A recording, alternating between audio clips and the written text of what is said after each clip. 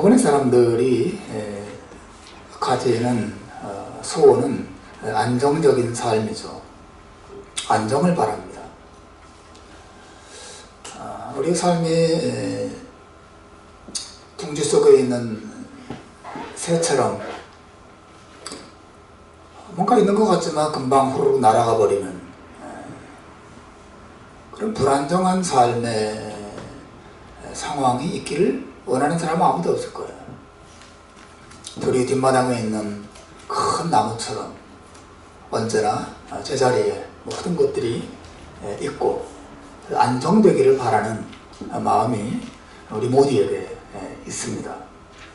물질적인 안정을 우리가 바라고 또 건강도 안정되어 있기를 바라죠. 또 정서적으로도 우리 마음이 이렇게 평안하고 또 감사가 있고 언제나 여유가 있고 이런 그 정서적인 안정도 우리에게 있기를 바라는 마음이 있습니다. 더 나아가서 영적인 안정까지, 그죠? 또 하나님을 향한 예배와 또 기도와 또 하나님을 향한 순종과 이 모든 것들이 정말 변함없이 우리에게서 나타나기를 바라지만 이런 안정이 없다면 얼마나 불안하겠습니까? 여러분, 정기적으로 수입이 끊어진다고 한다면, 경제적인 안정이 사라진다면 얼마나 우리를 불안하게 하는 거겠어요. 또 정서적으로 돈은 뭐 꾸준하게 들어오는데 정서적으로 계속 불안하다고 생각해 보십시오. 늘 불안과 또 근심과 두려움과 염려 속에서 삽니다. 마음이 막 오르락내리락하고 화를 내고 금방 또 낙심하고. 정서적인 안정도 굉장히 중요하죠. 건강도 중요하고. 만약에 이런 것이 없다면 우리의 삶이 쉽게 흔들리고 무너지게 될 것입니다. 여러분, 의자를 생각해 보십시오. 의자 다리 4개가 있는데 그 중에 하나만 문제가 생겨서 없거나 아니면 덜그럭거리거나 안정적으로 그 의자를 세워둘 수 없다면 그 의자가 무슨 쓸모가 있겠어요?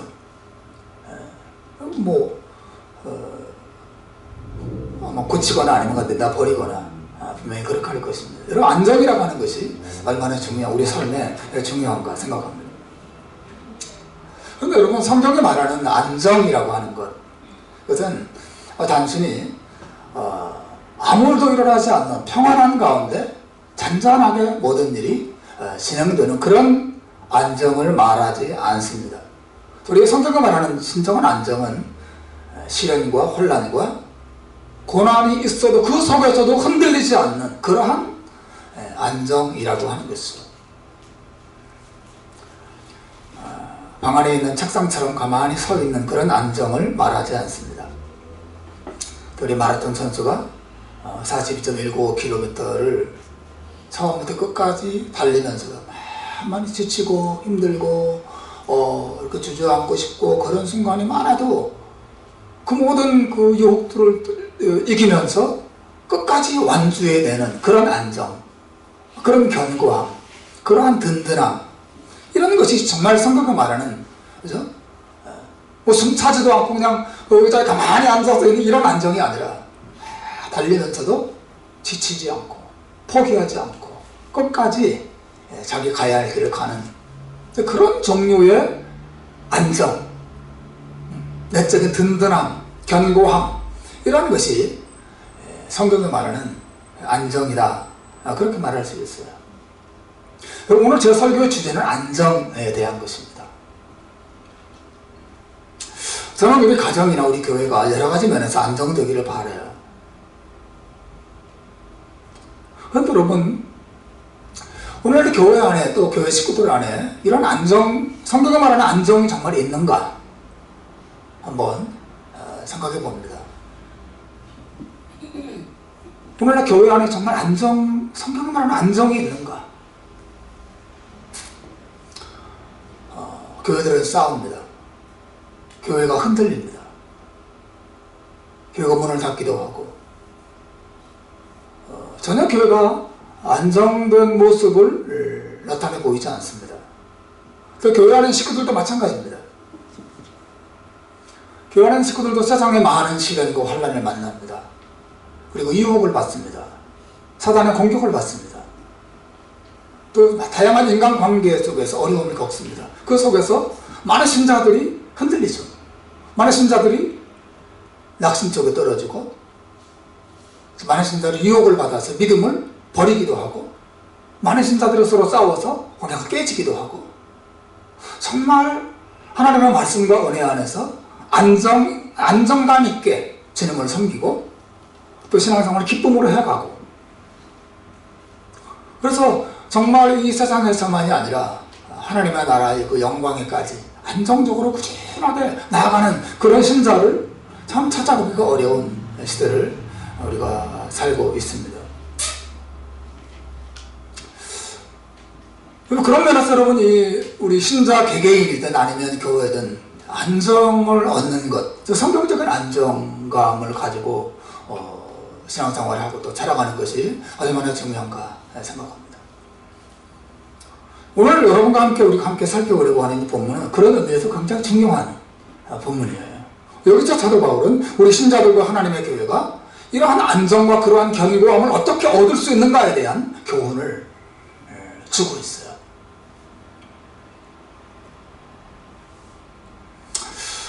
사실 오늘 이 본문의 내용은 사도 바울 선생님께서 에베소 교회의 장로들과 만나서 작별하는 장면이고, 그 작별 속에서 작별 설교를 하는 내용 가운데 한 부분입니다. 그 중에서도 마지막 결론 부분에 해당되는 말씀이에요. 하나님께서 사도 바울에게 이 에베소 교회 성도들을 두 번 다시 만날 수 없다는 사실을 알게 해주셨습니다.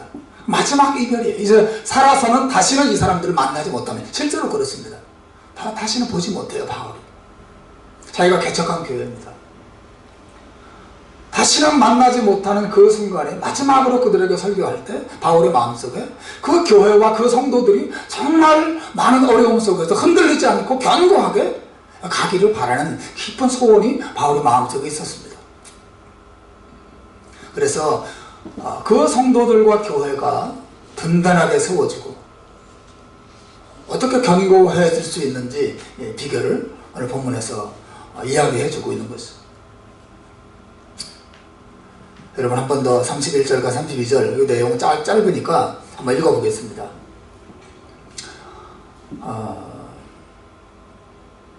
자, 31절 32절 같이 읽겠습니다. 시작.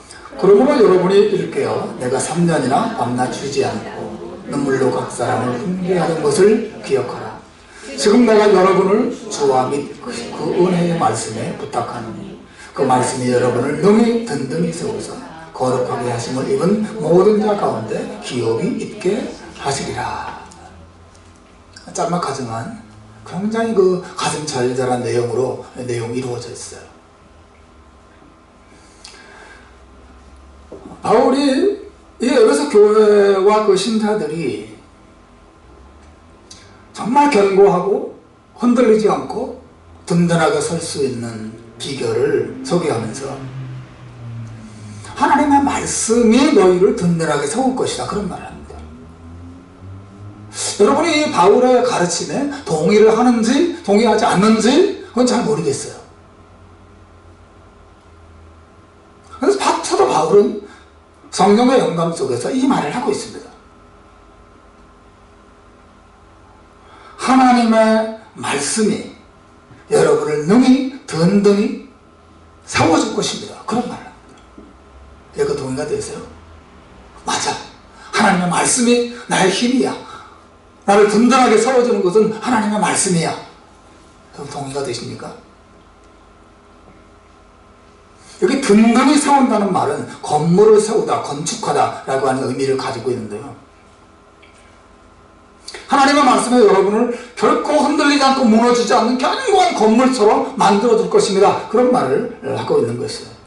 그 하나님 말씀 안에 여러분을 그렇게 세울 수 있는 힘이 들어있습니다, 이렇게 말하는 것입니다. 그죠? 그 힘이 있다. 그 말씀이 여러분을 능히 든든히 세운다, 그런 말을 했어요. 능히. 영어로 뭐라고 되어 있습니까? Which is able to build you up. 그 말씀이 여러분을 세울 수 있습니다. 그 할 수 있는 힘이 말씀 안에 있습니다. 그 말씀이 여러분을 세워줄 것입니다. 이 말을 하고 있습니다. 여러분, 견고한 건물이 어떻게 세워집니까? 그냥 시멘트하고 모래하고 섞어서 높이 쌓아놓으면 건물이 세워집니까? 그렇지 않습니다. 건물이 세워져서 견고하고 높게 올라가려면 그 건물을 지탱해 줄 수 있는 많은 일들을 해야죠.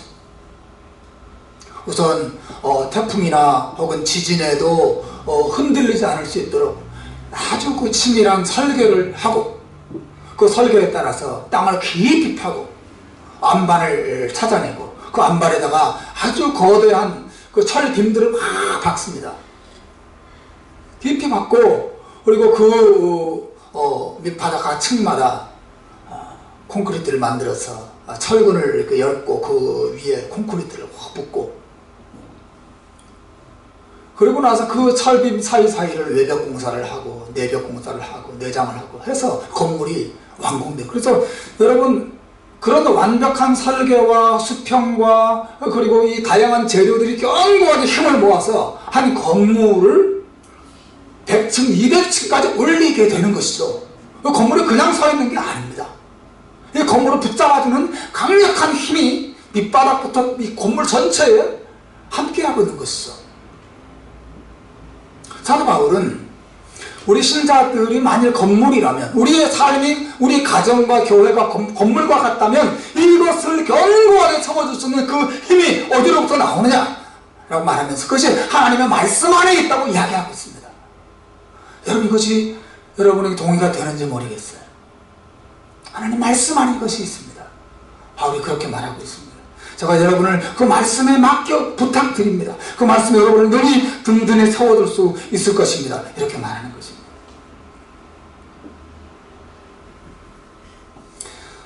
여러분, 성경은 다양한 곳에서 하나님 말씀이 힘을 가지고 있다고 말해요. 히브리서 4장 12절 말씀, 너무 유명한 말씀이죠. 한번 읽어보겠습니다. 시작. 하나님의 말씀은 살았고 운동력이 있다. 목사님, 저는 잘 모르겠는데요. 저 느껴본 적이 없는데요. 정리가 안 되는데요. 그럴 수 있습니다. 성경은 놀랍게도 하나님의 말씀은 살아있는 것이고, 그 액티브한 힘을 가지고 있고 꿈틀거리는 그런 것이라고 하나님 말씀을 소개하고 있어요. 시편 119편 50절 말씀에 보면, 이 말씀은 나의 고난 중에 위로라. 주의 말씀이 나를 살리셨기 때문입니다. 이렇게 말합니다. 이 시편 기자의 고백을 보십시오. 이 시편 기자를 고난 속에서도 위로를 받고, 고난 속에도 힘을 얻게 만들고, 고난 속에서도 좌절하지 않도록 무엇이 붙잡아 줬습니까? 주님의 말씀이 나를 붙잡아 줬습니다. 그렇게 이 시편 기자가 고백하고 있습니다. 주의 말씀이 여러분을 든든하게 세워줄 것입니다 라는 그에 대한 분명한 모델이죠.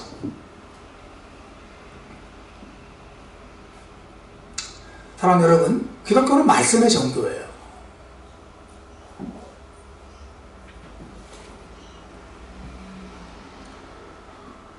그래서 기독교는 말씀으로부터 끊임없이 힘을 얻습니다. 여러분, 창세기가 어떻게 시작합니까? 하나님께서 말씀으로 천지를 창조하는 것으로부터 시작됩니다. 온 천지 만물을 창조하는 그 능력이 하나님의 말씀으로부터 나왔다는 것을 선언하면서 창세기, 이 성경이 시작되고 있어요. 태초에 하나님이 천지를 창조하십니다. 하나님이 이르시되 빛이 있으라 말씀하시니 빛이 있었다고 선언하고 있습니다. 성경 말씀 얼마나 강조합니까? 또 하나님, 예수님께서는 자신을 말씀으로 소개하고 있어요.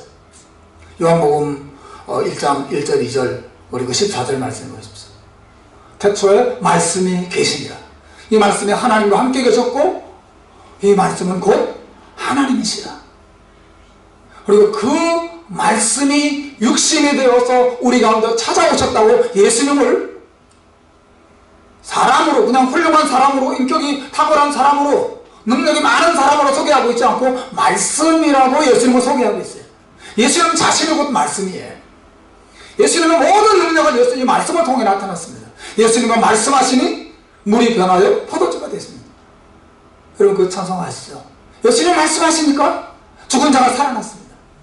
예수님 말씀하시니까 바람과 파도가 잔잔해졌습니다.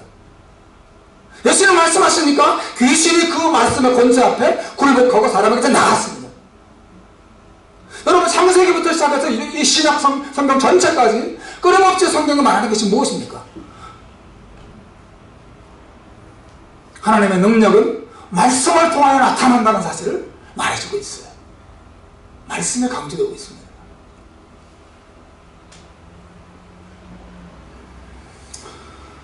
신자와 교회는 하나님의 말씀의 힘으로 세워지는 것이에요.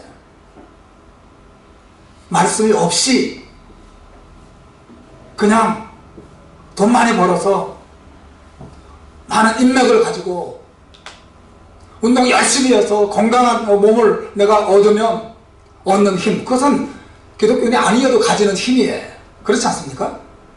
기독교인이 아니어도 가질 수 있어요, 그런 힘들은요.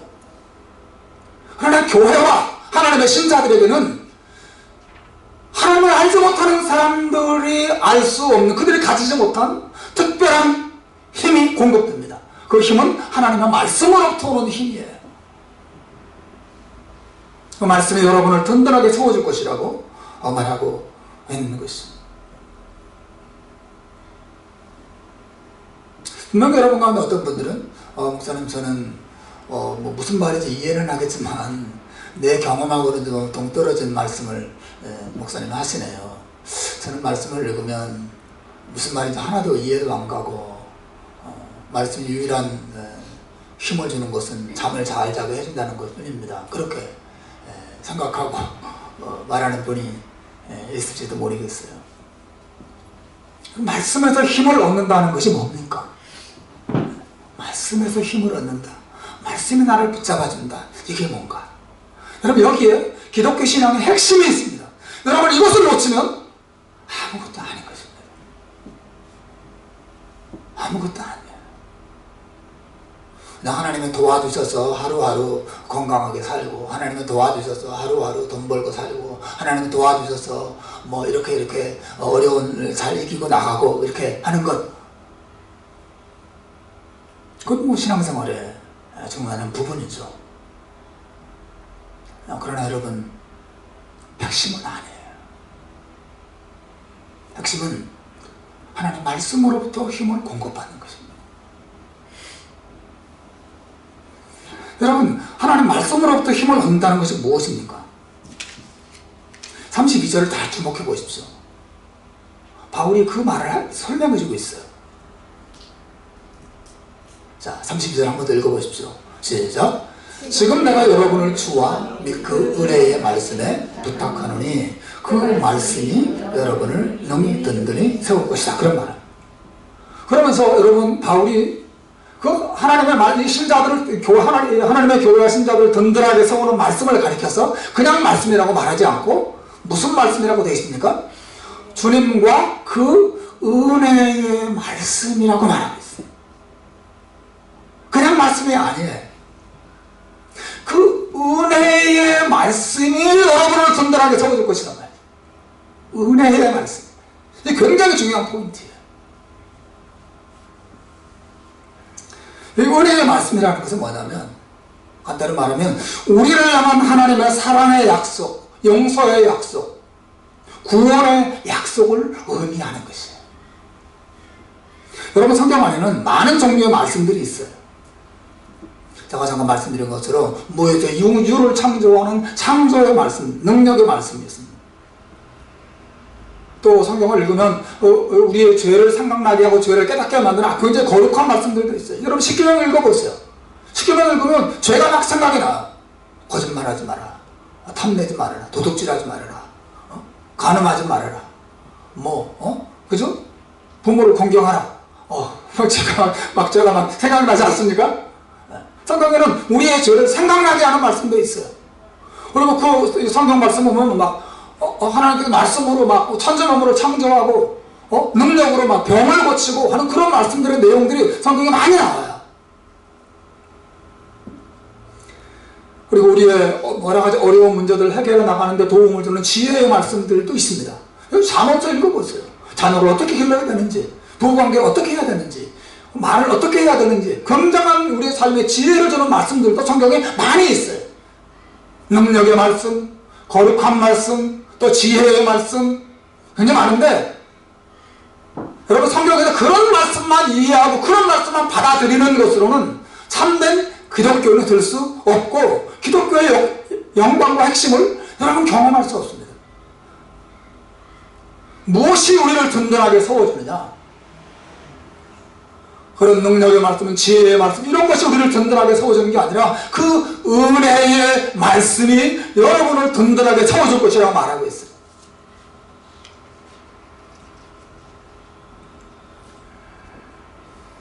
많은 사람들이 성경을 읽고 설교를 듣고 성경 공부를 하고 그렇게 하면서 성경에서 자녀를 어떻게 기르어야 되는지, 직장생활을 어떻게 해야 되는지, 대인관계를 어떻게 해야 되는지, 그런 종류의 지식과 교훈을 얻는 것으로 그치는 신자들이 너무 많습니다.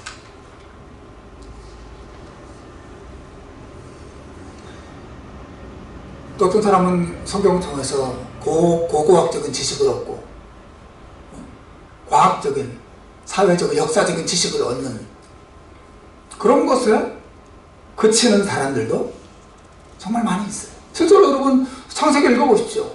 그 고대 세계에 무슨 일이 있었는지에 대한 많은 지식이 그 안에 들어있어요. 아, 소돔과 고모라가 이렇게 어느 지역에 있었구나. 아, 그 사해 바다 주변에 이런 역사들이, 이런 전쟁이 있었구나. 굉장히 많은 고고학적인, 역사적인 지식들을 성경에서 얻을 수 있습니다. 그래서 많은 사람들이 성경에서 그런 지식을 얻고 그런 유익을 얻는 것으로 만족하는 사람이 있어요. 그러나 여러분, 그것으로 충분하지. 그것이 여러분을 세우는 게 아니에요. 여러분을 든든하게 세우는 말씀은 하나님으로부터 나오는 내가 너를 있는 모습 그대로 사랑한다는 말씀이에요. 내가 너를 사랑한다. 내가 너를 위해서 너를 사랑하고 용서하고 구원하려고 내 아들을 내어주었다. 여러분, 이것이 은혜의 말씀이에요. 구원의 말씀이죠. 나를 향한 사랑의 말씀이에요. 여러분, 바울에게 힘을 줬던 것이 무엇입니까? 고린도전서 15장 9절과 10절에 보면 바울이 자기가 깨달은, 자기에게 힘을 줬던 그 말씀의 무엇인지를 소개하고 있어요. 이 내용을 보십시오. 제가 좀 기니까 제가 한번 읽겠습니다. 나는 사도 중에 지극히 작은 자라. 내가 하나님의 교회를 핍박하였으므로 사도라 칭함을 받기에 감당치 못할 자라. 그러나 나의 나된 것은 하나님의 은혜로 된 것이니 내게 주신 그의 은혜가 헛되지 아니하여 내가 모든 사도보다 더 많이 수고하였으나 내가 아니요 오직 나와 함께 하신 하나님의 은혜로라. 나는 사도들 중에서 지극히 작은 아주 초라하고 못난 사람에 지나지 않습니다. 나는 하나님의 교회를 핍박했던 사람입니다. 나는 예수 이름을 욕하고 예수 믿는 사람을 죽이는 데 앞장섰던 사람입니다. 그런데 그렇게 저항코 버림받아 마땅한 나를 하나님이 사랑해 주셨습니다. 나의 나된 것은 하나님의 은혜로 된 것입니다. 하나님이 나를 용서해 주셨습니다. 하나님이 나를 받아주셨습니다. 여러분, 이것이 사도 바울의 힘이었어요. 바울이 그냥 성경에서 하나님 살아계시다, 하나님 무슨 일을 했다, 뭐 사회적으로, 역사적으로, 고고학적으로 여러 이런 정보들을 성경에서 얻는 것으로 거기서 뭐 지혜도 얻고 세상에 뭐 처세전도 얻고 그렇게 끝내지 않았습니다. 그 은혜의 말씀이 바울의 마음을 사로잡았습니다. 나는 하나님 앞에 자격 없는 자입니다. 그런데 하나님이 자격 없는 나를 사랑해 주셨습니다. 나를 불러주셨습니다.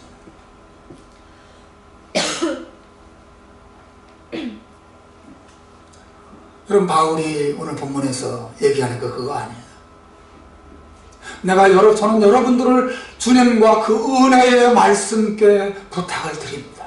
그 은혜의 말씀이 여러분을 붙잡아 줄 것입니다. 여기서 말하는 게 뭐예요? 그냥 마구잡이로 성경 공부 많이 하면 내가 힘을 얻는다, 그런 말이에요? 아니에요. 말씀 속에서 하나님의 은혜를 깨닫고 은혜를 맛보고 그 힘을 얻는 것을 말하는 것이에요. 여러분, 골로새서 1장 6절에서도 바울이 같은 주제를 말해요. 이 구절 한번 읽어볼까요? 같이 읽습니다. 시작.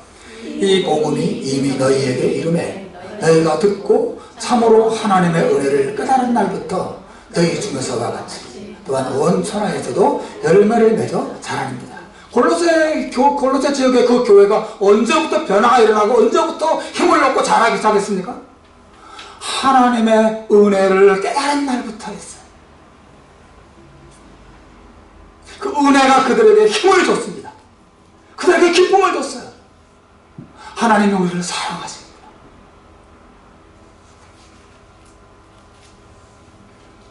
고린도후서 5장 14절에서 사도 바울이 말합니다. 그리스도의 사랑이 우리를 강권하십니다. 유진 피터슨이라고 하는 메시지라고 하는 성경을 쓴 그분이 그 성경에 이 그리스도의 사랑이 우리를 강권한다는 말을 이렇게 표현했어요. Christ's love has moved me. 그리스도의 사랑이 나를 과거부터 지금까지 계속 감동시켜왔습니다. 이게 은혜가 힘을 준다는 뜻이 너무 우리가 아주 잘 아는 내용이죠. 이 은혜의 말씀, 하나님께서 예수님을 통하여 베풀어 주신 놀라운 은혜와 사랑의 말씀이 여러분을 붙잡아 줄 것입니다. 여러분은 어떤지 몰라도 저는 정말 이게 제게는 굉장히 많은 동의가 돼요. 제가 너무 힘들고 지치고 때로는 외롭고 어려울 때, 혹은 내 안에서 죄의 유혹이 일어나서 정말 게을러지기도 하고 하나님께 불순종하기도 할 때, 그때마다 나를 붙잡아주고 다시 용기를 주고 다시 하나님 바라보게 만들었던 것은 다른 게 아니었어요. 제가 수많이 읽었던 성경과 많은 책들 그런 게 나를 붙잡아준 게 아니었습니다. 하나님은 끊임없이 내게 말씀하셨습니다. 내가 너를 변함없이 사랑한다. 내가 너와 함께하고 있다. 이 은혜의 말씀이 계속 나에게 힘을 주고 용기를 주고 내 마음을 감동해서 다시 일어설 수 있도록 만들어졌단 말이죠. 이 은혜의 말씀. 저 묻습니다. 여러분의 마음속에 이 은혜의 말씀이 있습니까? 이 은혜의 말씀이 계속 힘을 주고 있습니까?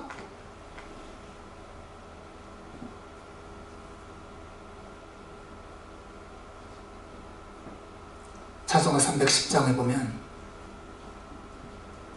우리가 잘 아는 가사가 있죠. 이 성경에 나오는 인물들만이 아니라 역사 속에 나온 인물들이 찬송가 시를 어떻게 썼나 보세요. 하나님의 은혜로 이 쓸데없는 자 왜 구속하여 주는지 난 알 수 없도다. 이 사람을 붙잡아 주는 것은 이 은혜의 말씀이었어요. 은혜의 말씀이 붙잡아졌습니다. 또 찬송가 305장, 이 너무 유명한 가사죠. 존 뉴턴이라고 하는 노예선, 아프리카에서 노예 잡아다가 유럽에다 갖다 팔던 이런 아주 잔악하게 이를 데 없었던 노예선 선장이 존 뉴턴이거든요. 이 사람이 나중에 회심합니다. 목사가 돼요. 자기의 죄를 생각하면서 이걸 쓴 거죠. 나 같은 죄인 살리신 주 은혜에 놀라워. 은혜의 말씀이죠. 성서가 23장 찰스 웨슬리라고 하는 영국의 유명한 부흥사 존 웨슬리의 동생입니다. 감리교회 정치자죠. 그 동생이 찰스 웨슬리인데 그가 이런 가사를 썼어요. 제가 이 가사를 볼 때마다 야, 기가 막히다는 생각이 들었어요. 만입이 내게 있으면 그 있다 가지고 내 구주 주신 은총을 늘 찬송하겠네. 내 입이 만 개가 있다면 좋겠다 이런 말 했어요. 내 입이 만 개가 있다면 그 입을 다 가지고 이 예수님의 은혜를 찬송하고 싶다 그런 말이에요. 내 입이 하나밖에 없다는 게 너무 죄송하고 너무 안타까운 거죠. 내 입이 10개가 있고 100개가 있고 1000개가 있고 10,000개가 있다면 얼마나 좋을까. 여러분 이 마음을 이해할 수 있겠어요?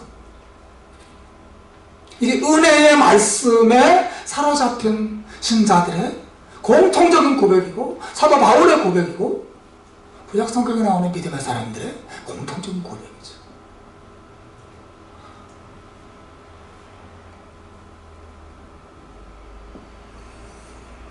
지금 내가 여러분을 주님과 그 은혜의 말씀께 부탁드립니다.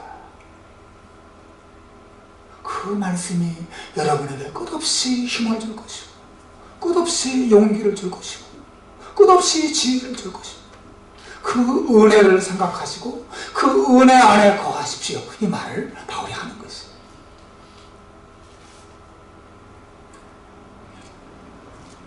여러분 상 받는 일도 기쁘죠. 초등학교 때 이렇게 아침에 조회 시간 운동장에 학생들 다 모아놓으면 교장 선생님이 이렇게 올라오셔서 조회를 진행하시면서 어디 글짓기 대회나 그림 그리기 대회 같은 나가서 이렇게 입상한 친구들 이름을 불러서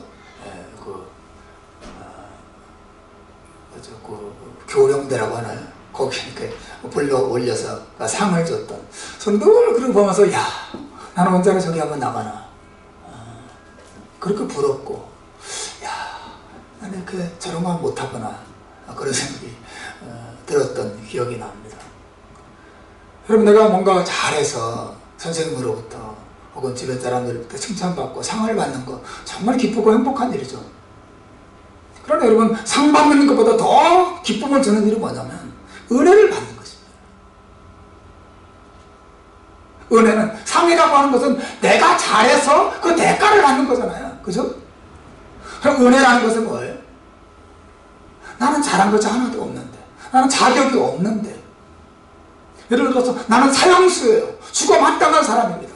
그런데 그 사람에게 사면령이 내린다고 생각하고 있어요. 석방입니다. 여러분 그게 어떻게 내가 그림 열심히 잘 그려서 상 받는 것 기쁨에 비할 수 있겠습니까? 내가 도둑질해서 감옥에 가야 되는데 당신 용서해 줍니다. 여러분 상을 받는 게 기쁘겠어요? 은혜를 받는 게 기쁘겠어요? 생각해 보십시오. 여러분 기독교는 상 받는 종교가 아니에요. 내가 하나님께 열심히 잘하고 열심히 기도하고 열심히 노력하고 열심히 착하게 살아서 하나님으로부터 인정받고 그래서 상 받는 종교가 기독교가 아니에요.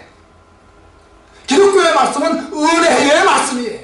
나는 자격이 없어요. 나 한 게 하나도 없어요. 하나님께 부끄러운 것밖에 없어요. 그런데 하나님은 나를 있는 모습 그대로 아무 조건 없이 사랑하시고 용서하셔서 자기 아들의 피로 나를 구원하셨다는 소식, 그 은혜의 말씀이 기독교죠. 너무나 많은 신자들이 기독교를 상 받는 종교라고 생각하는 것 같아요. 그러니까 내가 제대로 살지 못하면 늘 주눅들어 있고, 내가 하나님께 불순종한 것만 자꾸 생각나서 하나님께 부끄럽고 아무 기쁨도 없고, 근데 또 하나님께 불순종하자니 하나님께 매를 맞아서 버림당할 것 같고 두렵고, 그냥 신앙생활을 그냥 해나가는 거죠. 무슨 기쁨이 있겠습니까?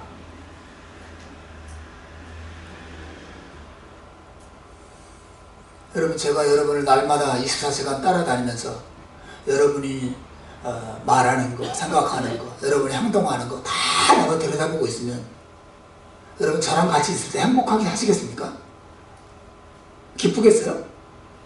내가 얼마나 부담스러운 전쟁이었어요.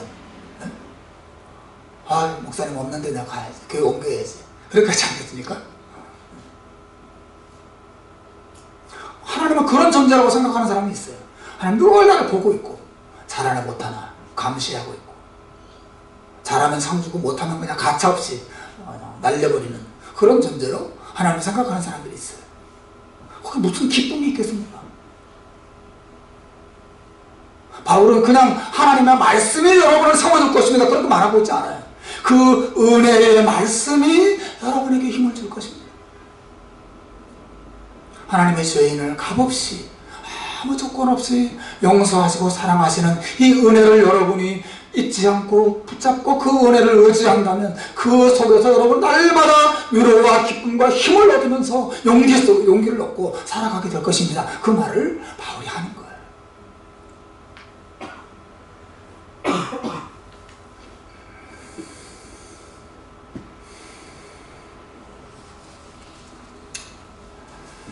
사랑하는 여러분, 저는 우리 교회가 그 무엇에도 흔들리지 않는 그런 든든한 교회가 되기를 바라요.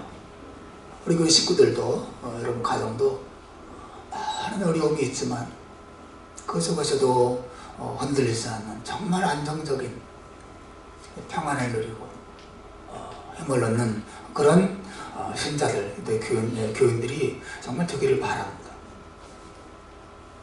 그러려면 오늘 이 본문의 원리를 우리 모두 반드시 명심해야 됩니다. 그리고 우리 교회가 이 원리를 사역 속에서 반드시 실천해야 돼요. 제가 몇 가지 여러분에게 우리 교회가 앞으로 할 일, 또 집중하려고 하는 계획들을 말씀드리려고 합니다. 이 말씀에 기초해서 저는 앞으로 매주마다 여태까지 그랬지만 더 이 하나님의 은혜를 설교하고 가르치는 일에 힘을 다하려고 그래요. 저는 이 말씀을 믿기 때문에 그렇습니다. 하나님의 은혜를 힘을 다하여 설교하고 가르치는 것이 내가 할 일이라고 생각합니다. 왜? 이 은혜의 말씀이 교회를 든든하게 세울 것이라고 성경이 말하고 있기 때문에 저는 이 말씀을 믿습니다. 이것을 설교하고 가르치는 일에 힘을 다하려고 합니다. 사실 바울 사도가 에베소 교회 장로들에게 이 말을 한 이유가 뭐겠어요? 하나님의 말씀이 여러분을 붙잡아 줄 테니까 여러분 아무것도 안 해도 놀고 있어도 된다, 그런 말이겠습니까? 그렇지는 않죠. 하나님 말씀이 여러분을 붙잡아 줄 테니까 무슨 말이죠? 여러분이 이제 교회로 돌아가셔서 교회 장로로서, 여기서 나오는 이 에베소 장로들은 다 목회자를 말합니다. 목회자도 장로의 한 부분이거든요. 한 교회로 돌아가서 이 하나님의 은혜의 말씀을 성도들에게 열심히 설교하고 가르치는 일을 헌신하십시오. 이 말씀이 교회를 붙잡아주는 능력이다, 이런 이 말을 하는 것이거든요.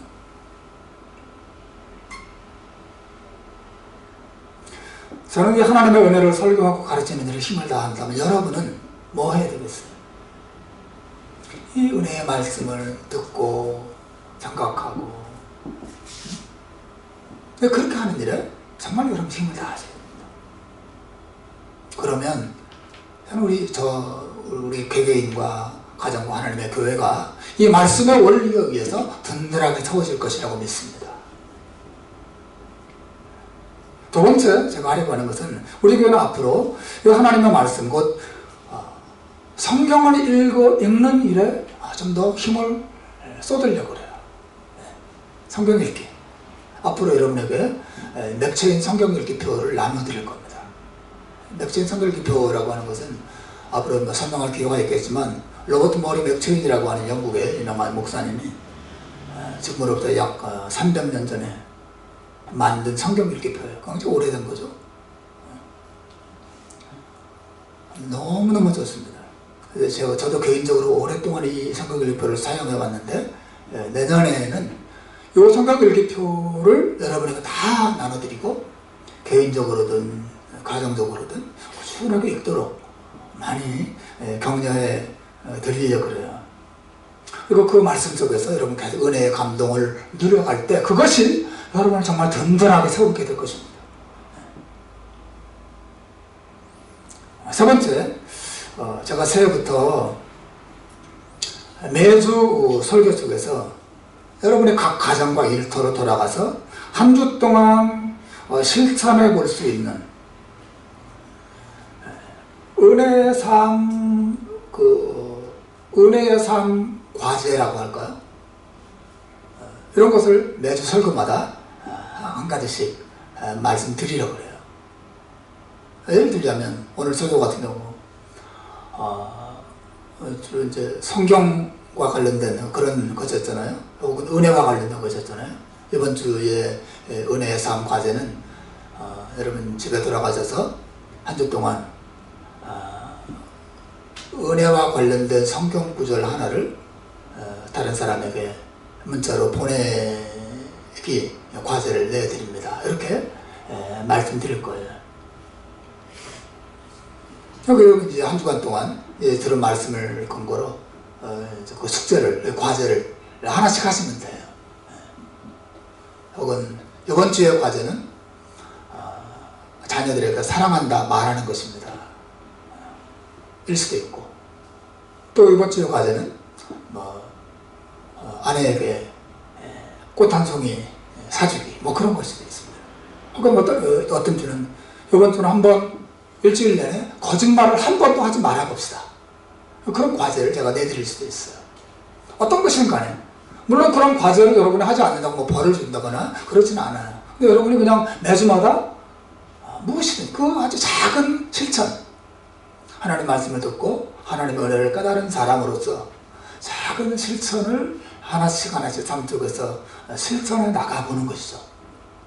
그럴 때 저는 이 말씀이 여러분의 가정과 인격과 여러분의 삶을 정말 천천히 변화시키고 하나님의 은혜로 채우는 것을 경험하게 될 것이라고 믿습니다. 그런 경험이 정말 있기를 바래요. 그냥 주일날 설교 한번 듣고 그냥 밑 빠진 독에 물이 그냥 쫙 빠져나가듯이 그냥 빠져가 버리는, 사라져 버리는 말씀이 아니라 정말 여러분의 말씀을 잘 귀 기울여 듣고 그 말씀대로 한번 작은 것이지만 가정 안에서, 직장에서, 주변 사람들에게 하나씩 한번 실천해보고, 그럴 때 하나님의 은혜를 여러분 구체적으로 맛보고 누리고 그쪽에도 여러분이 힘을 얻고 성장해 나가는 것을 경험하게 될 것이라고 믿습니다. 2020년이 2019년과 좀 다른 그런 자신과 또 하나님의 교회의 모습이 되도록 하려고 개인적으로 많이 기도하면서 준비해 보려고 애쓰고 있습니다. 그리고 그 모든 노력 중심에 이 말씀을 우리가 함께 나눈 이 말씀은 두려워해요. 지금 내가 여러분을 주님과 그 은혜의 말씀께 부탁하노니 그 말씀이 여러분을 든든하게 세워서 거룩하게 하심을 입은 모든 자 가운데 기업이 있게 할 것이다. 이 말은 거룩하게 하심을 입은 자 모든 자는 누구예요? 신자들을 말하거든요. 그들 가운데 기업이 있게 할 것이다. 이 말은 우리를 모든 성도들이 있는 하나님의 나라에까지 무사히 당도하게 할 것입니다. 그런 말이에요. 이 말씀이 우리에게 힘을 줄 것이다. 하나님께서 우리 교회와 우리들의 삶을 이 말씀처럼 정말 든든하게 세우는 결실이 나타나게 되기를 주님의 이름으로 축원합니다. 기도하겠습니다.